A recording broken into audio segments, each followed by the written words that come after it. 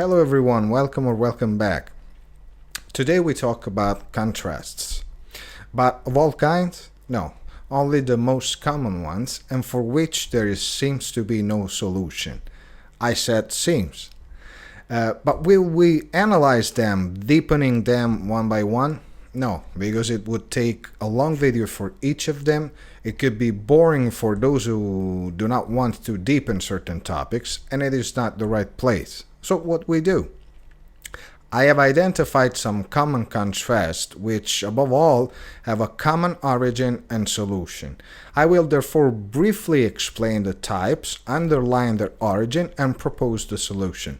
I'd like to know what you think so. Remember to subscribe to the channel, activate the notification, and leave comments. Your participation, in addition to being welcome because it gives me support, is very important so that I can create videos that are useful. By having your point of view, I can get closer to you. So, returning to today's topic, the common contrasts I have identified are male-female, thought, intuition, do, avoid, trivial, extraordinary, mature, immature. Male and female have always been considered two distant and separate worlds, which never meet because they have different thoughts, desires, and perspectives. But is it really so? No, as been said several times, because the three factors listed above are not different. Males and females think, desire, and envision themselves in the same way. The difference lies in the form in which they do it. As mentioned at the beginning, I'm not going to detail the various aspects, but I use only one of the aspects that most creates controversy regarding the alleged diversity, which is sexuality. Sex is for women a point of arrival in the path of falling in love, and for men it is the starting point. The woman looks at the person and the emotions, while the man looks at the body to possess. These two stereotypes are nothing more than wrong labels originating in pre-religious environments and reworked with further negative and unrealistic loads by the various male and female movements. The reality consequent to these currents is that man has found in sex the possibility of expressing his own sensitivity without having to externalize it directly, avoiding being seen as unmanly, and the woman has found in sentimental expression and in love relationships the possibility of enjoying her sexuality, avoiding being seen as the bad thing. Both attitudes are wrong because the man who expresses his feelings is more of a man than one who does not. And the woman who lives her sexuality freely is more of a woman than woman who pretend not to, or enmay her and put on zizanie. There is the same problem in expressions. They are the same but with a different shape, meaning, such as the woman who often reads fear in the expression of a man, but the man feels disgust instead. Or when the man reads annoyance in the expression of a woman, but the woman instead feels embarrassed. Second point, thought and emotion presume to have a sort of talking. I'm a very intuitive person. See, for example, this thing. What do you think? See what I managed to produce? And the other one say, well, it's really not the way you say. And the first one, oh, because you're not intuitive like me. This hypothetical conversation introduces us to the second contrast and let's immediately clarify a fundamental aspect. Each human being produces about 70,000 thoughts a day. Can all be intuitions? Obviously not. But why then they seem to work perfectly in my brain? Because even for the strangest thoughts, and ideas on which we pay a little more attention, the brain will produce supporting ideas to avoid going crazy. The brain does not contradict itself, if not with deliberate reflection. We are all intuitive, but the difference between thought and intuition is that the latter must be verified and exercised. It is not an extraordinary gift and does not come out from nowhere. Furthermore, very importantly, it should not be confused with personal taste or point of view, as often happens. Other contrasts, do avoid. We all have basic needs and we all have a personal way of satisfying them, or at least a personal taste. However, despite the talk of freedom, uniqueness, expressiveness, there is always someone who makes a ranking of things to do and avoid, in an absolute sense. Except avoiding habits and attitudes that are proven harmful to us and others, everyone is and must be free to do what he wants and avoid what he does not want. There is no absolutely right or wrong. It is only choice or conditioning. Another contrast, trivial, extraordinary. The race to appearance makes us more and more attentive to details, but often makes us move away from the substance. It's a bit like carefully choosing a frame, but without having the picture. We can all be trivial and we all have extraordinary potential, but there is no code or way. It is more context that show one or the other version of us. Thinking that you are absolutely extraordinary based on artifact schemes is trivial. And thinking that a person is trivial because not conforming to the extraordinary scheme is stupid. Being essential does not mean being trivial, and looking at the superfluous certainly does not make us extraordinary. Another contrast, mature, immature. Meanwhile, let's define mature and immature, and then let's identify who and based on what defines a person's maturity or immaturity.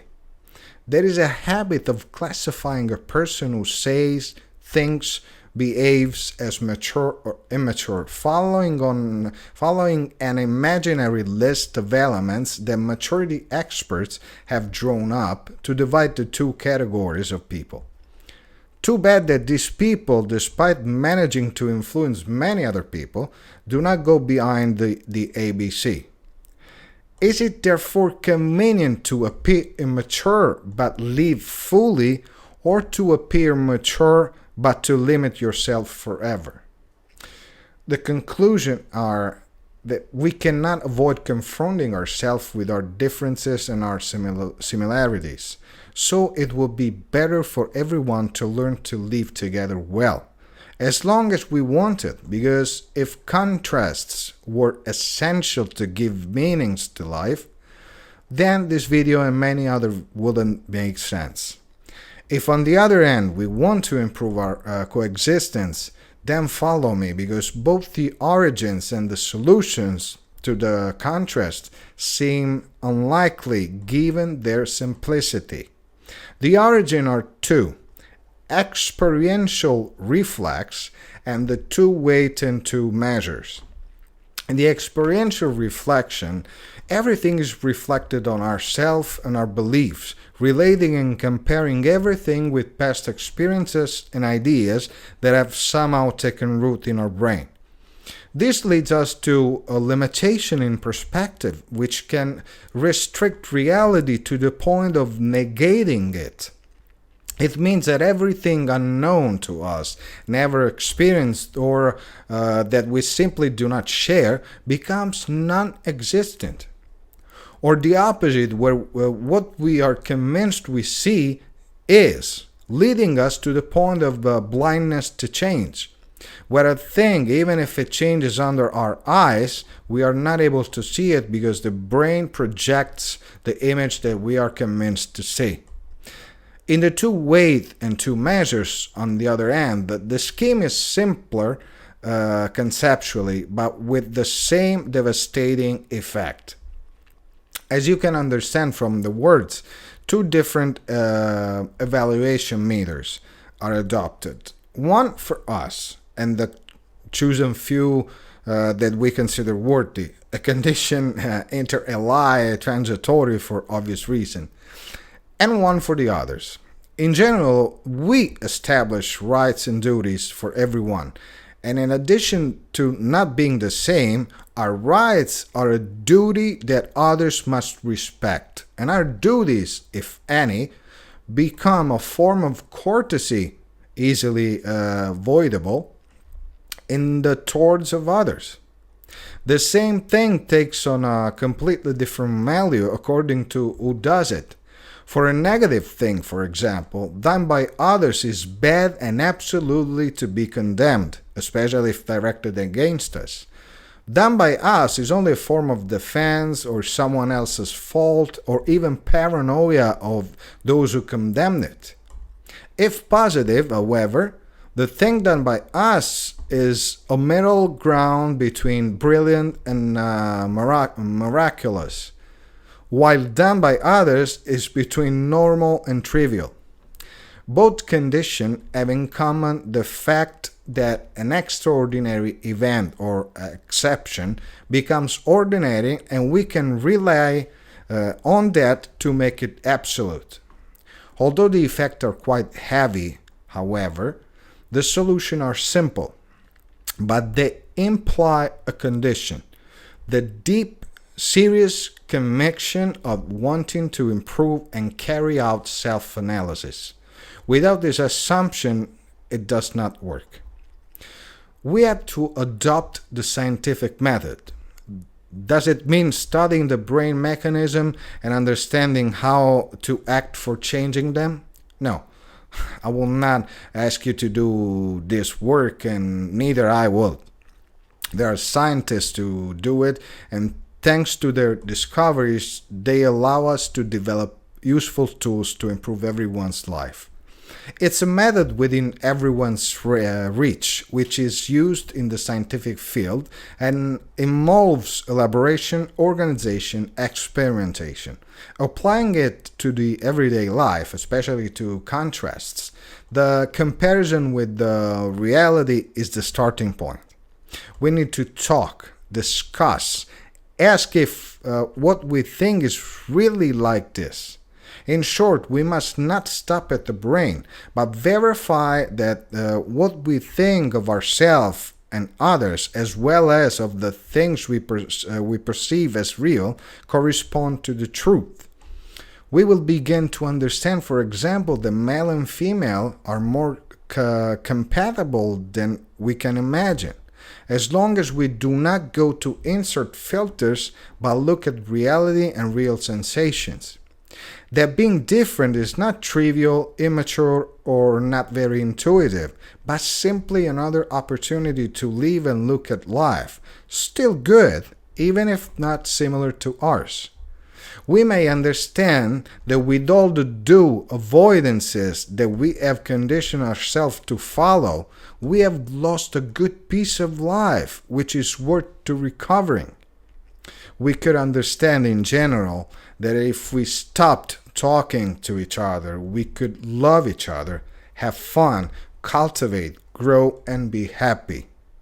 Comment and tell me yours. Subscribe, but above all, be happily flexible and open. Good life. See you next.